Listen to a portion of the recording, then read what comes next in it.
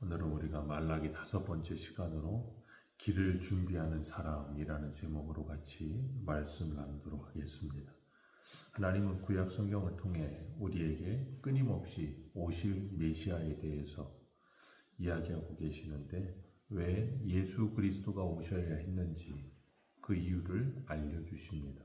바울은 로마서 3장에서 율법은 우리의 죄를 깨닫게 하며 그리고 그 율법은 우리를 그리스도에게로 인도하는 봉황선생과 같다. 갈라디아서에서는 그렇게 말하였습니다. 우리가 구약 성경을 보면 이래서 예수님이 오실 수밖에 없는 것이구나 하는 것을 알게 됩니다. 구약의 마지막 책인 말라기에서도 하나님은 예외의 타락을 말씀하시면서 성전의 문을 닫을 자가 있었으면 좋겠다 하셨습니다. 그들이 범죄하고 하나님 앞에 우상 숭배하며 성전의 기능을 잃어버리고 예배가 타락했을 때 하나님께서는 바벨론에 70년 동안 포로 생활을 하게 하셨어요. 바벨론의 70년 포로 생활을 끝내고 돌아온 그들이 신앙으로 회복했어야 되는데 70년 포로 생활을 하고 돌아와도 그들은 여전히 똑같았습니다. 아무리 해도 되지 않는다는 것을, 그래서 사람은 아무것도 할 수 없으나 하나님은 모든 것을 하실 수 있느니라 하시는 그 말씀처럼 사람이 얼마나 무력하고 사람이 얼마나 무능한지를 철저하게 보여주시고 그 성전 되신 그리스도가 이 땅에 직접 오신 거예요. 오늘 1절을 보면 만군의 여호와가 이르노라 하시면서 내가 내 사자를 보내리니 그가 내 앞에서 길을 준비할 것이다 그러셨어요. 하나님께서 하나님의 사자를 내 앞에 보내어서 길을 준비할 것이다 그렇게 말씀하셨습니다. 그가 메시아의 길을 준비할 거라는 거예요. 우리 한 군데 한번 보겠습니다. 구약성경 이사야 40장입니다. 이사야 40장 1절에서 4절까지 보도록 하겠습니다.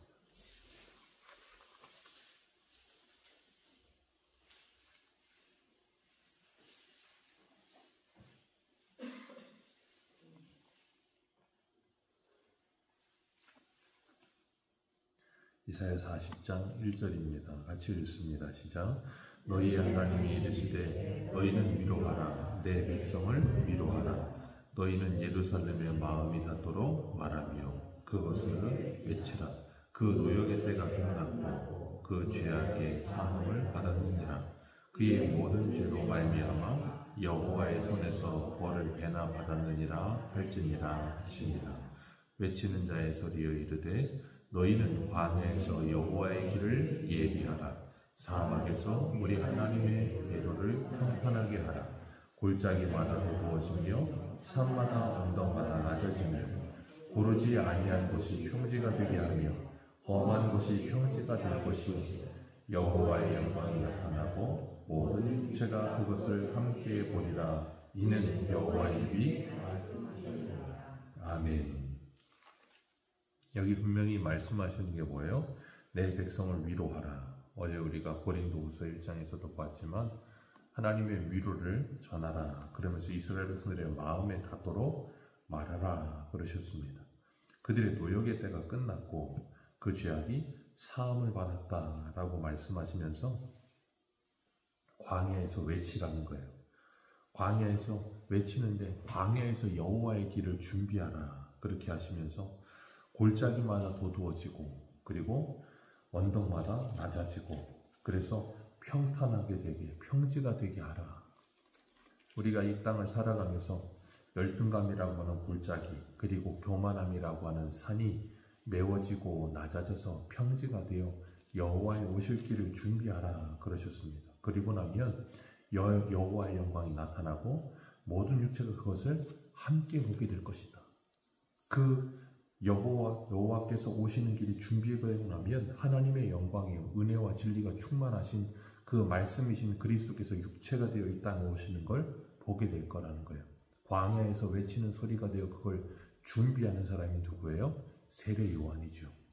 그 세례 요한이 바로 그 오실 분에 대해 그 앞에 오셔서 그 길을 예비하는 사람이었어요. 그래서 세례 요한이 와서 한 일이 뭡니까? 광야에서 회개하라 천국이 가까웠느니라.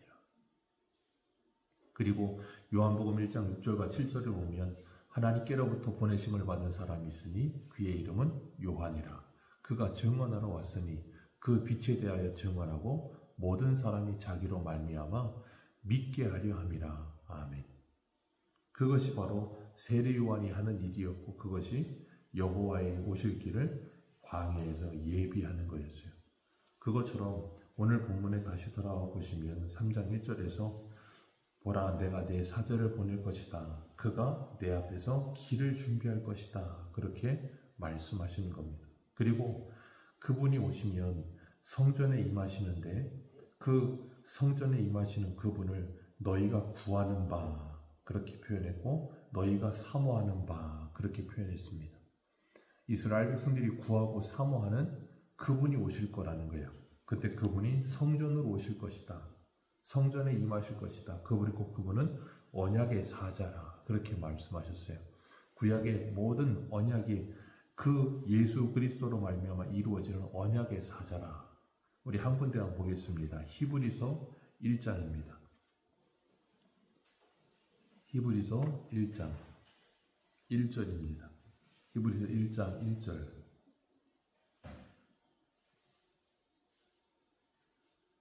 히브리서 1장 1절부터 3절까지 같이 읽겠습니다. 시작. 옛적의 선지자들을 통하여 여러 부분과 여러 모양으로 우리 조상들에게 말씀하신 하나님이 이 모든 날 마지막에는 아들을 통하여 우리에게 말씀하셨으니, 이 아들은 만유의 상속자로 세우시고 또 그로 말미암아 모든 세계를 지으셨느니라. 이는 하나님의 영광의 광채시요 그 본체의 형상이시라. 그의 능력의 말씀으로 만물을 붙드시며 죄를 정결하게 하는 일을 하시고 높은 곳에 계신 지극히 크신 이의 우편에 앉으셨느니라. 아멘. 옛적 선지자들을 통해 여러 부분과 여러 모양으로 말씀하셨고, 마지막에는 그 아들로 말미암아 말씀하신다. 그분이 누구예요? 하나님의 영광의 광채요 본체의 형상이신 그리스도라. 그분이 성전으로 임하시는데 너희들이 구하고 사모하던 그분이다. 그들이 구하고 사모하던 메시아는 우리가 주일날 오전에도 말씀을 나눴지만 경제적인 메시아, 군세적인 메시아. 그래서 그들에게 떡을 주고 그들을 로마에서부터 구원할 메시아를 원했어요. 그래서 부국 강병을 이루어줄 메시아를 기다렸는데, 예수님은 오셔서 그들의 기대와는 정반대의 모습으로 평강의 왕으로 오셨습니다. 그리고 나귀의 새끼를 타고 예루살렘에 입성하셨어요.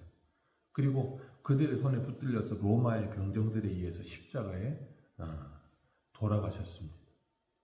그리고 그들이 그렇게도 싫어하던 그 나무에 달린 자, 하나님께 저주를 받은 민수기 21장의 말씀처럼 신명기 11장에 그 나무에 달려 죽은 자가 되어 하나님의 저주를 받은 자라고 그들이 조롱했습니다.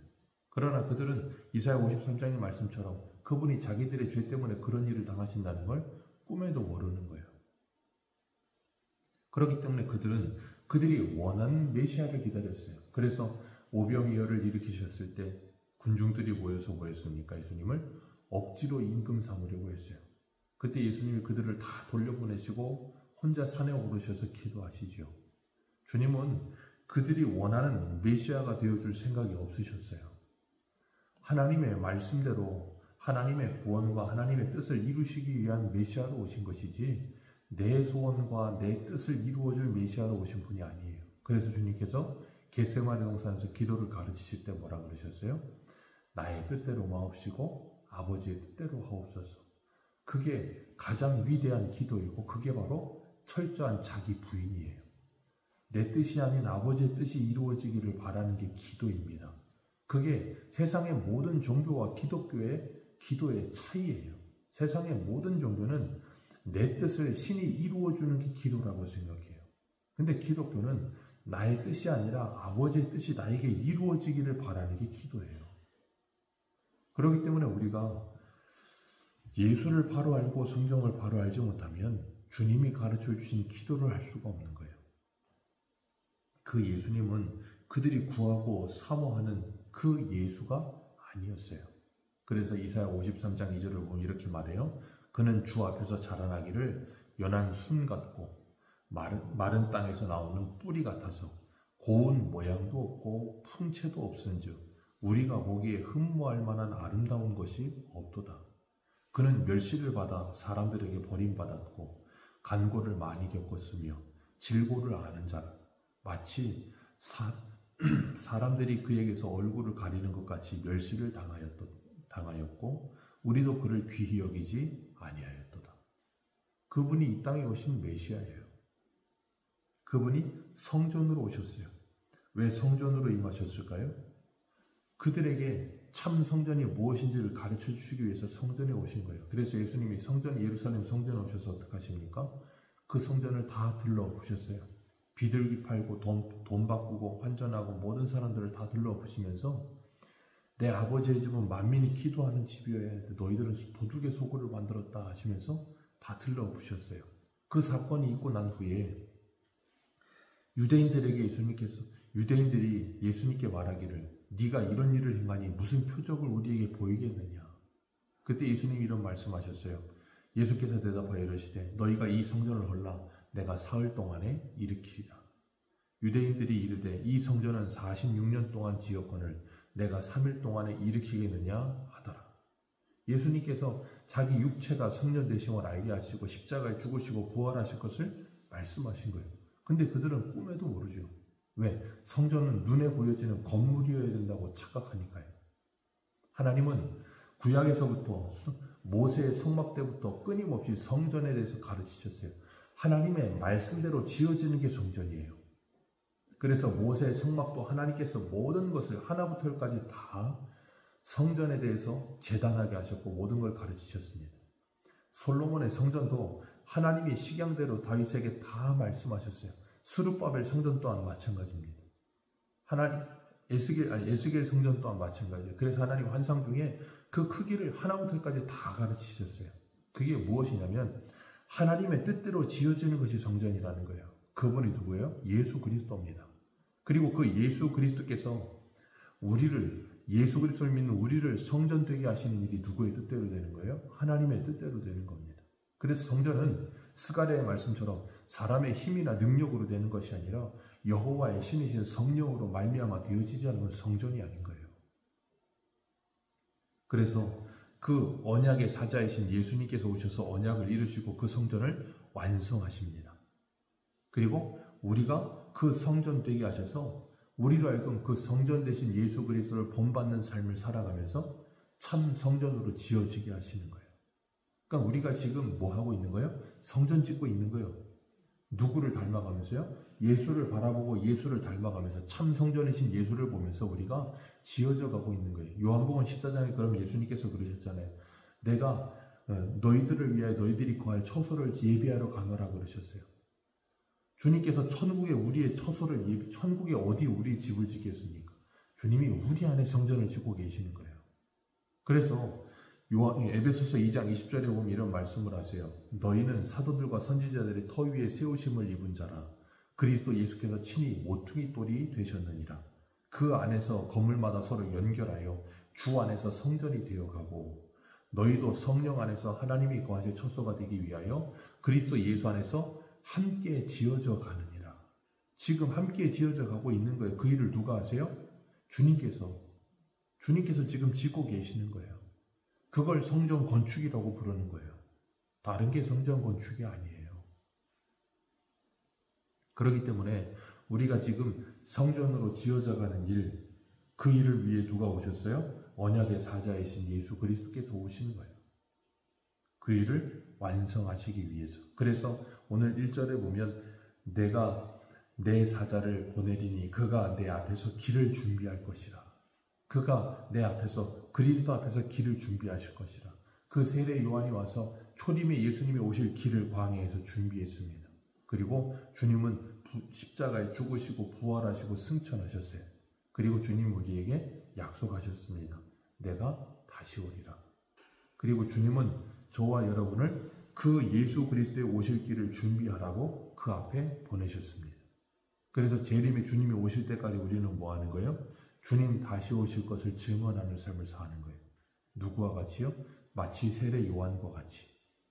그게 우리들이 해야 될 일이에요. 그래서 우리에게 주님께서 사도행전 1장 8절에 오직 성령이 너희에게 임하시면 예루살렘과 온 유대와 사마리아 땅끝까지 이르러 내 증인이 되리라. 그 일 하는 겁니다. 다른 거 하는 게 아니라. 그래서 고린도후서 5장 20절에 이렇게 말을 해요. 그러므로 우리가 그리스도를 대신하여 사신이 되어 하나님이 우리를 통하여 너희를 권면하시는 것 같이 그리스도를 대신하여 간청하노니 너희는 하나님과 화목하라. 하나님과 화목하라. 그게 뭐예요? 주님이 오실 길을 준비하는 거예요. 하나님과 화목하는 일. 그게 중요해요. 왜 그런가 하면 우리 시편 2편 한번 보겠습니다. 시편 2편입니다.